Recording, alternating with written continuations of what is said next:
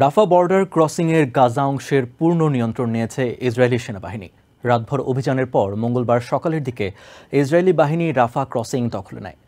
রাফা ক্রসিংয়ের নিয়ন্ত্রণ নেওয়ার বিষয়টি স্বীকার করে ইসরায়েলি সামরিক বাহিনী বলেছে, হামাসের সন্দেহভাজন অবস্থানগুলিকে লক্ষ্য করে স্থলসেনা এবং বিমান হামলা চালানো হয়েছে। রাফা ক্রসিং নিয়ন্ত্রণ নেওয়ার পর সীমান্ত দিয়ে গাজায় ত্রাণ সরবরাহ বন্ধ হয়ে গেছে।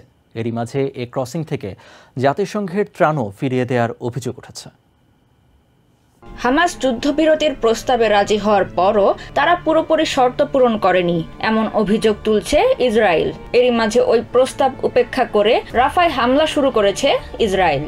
প্যালেস্টাইনের স্বাস্থ্য কর্মকর্তারা বলেছেন, সোমবার রাতে ট্যাঙ্ক ও বিমান হামলায় রাফা শহরের বেশ কয়েকটি এলাকা ও বাড়িঘর গুঁড়িয়ে দিয়েছে ইসরায়েলি বাহিনী। হামলায় ২০ জনেরও বেশি নিহত ও বেশ কয়েকজন আহত হন। এদিকে রাতভর অভিযানের পর ইসরায়েলি বাহিনী রাফা ক্রসিং দখলে নিয়েছে বলে জানিয়েছে আন্তর্জাতিক সংবাদ মাধ্যমগুলো। যুদ্ধ শুরুর পর থেকেই গাজায় ত্রাণ সহায়তার প্রধান পথ রাফা ক্রসিং।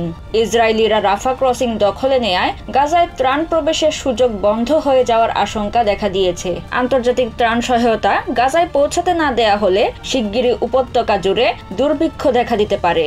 প্যালেস্টিনিয়ান ন্যাশনাল ইনিশিয়েটিভের সেক্রেটারি জেনারেল মুস্তফা বারগুতি বলেন, রাফা ক্রসিং ও সীমান্ত বন্ধের ফলে মানুষ মারা যাবে।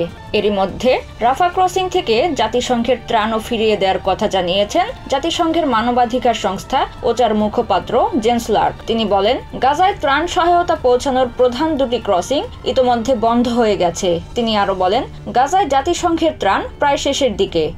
এদিকে বিশ্ব স্বাস্থ্য সংস্থা বলছে, রাফায় ইসরায়েলি আগ্রাসন ৬০০,০০০ শিশুসহ ১.৫ মিলিয়ন গাজাবাসীকে মারাত্মক ঝুঁকির মুখে ফেলবে। Nazmun Nahar Urmi, TVN 24 news desk. New York থেকে সম্প্রচারিত টিভিএন 24 টেলিভিশন বিশ্বজুড়ে বাঙালির কণ্ঠস্বর।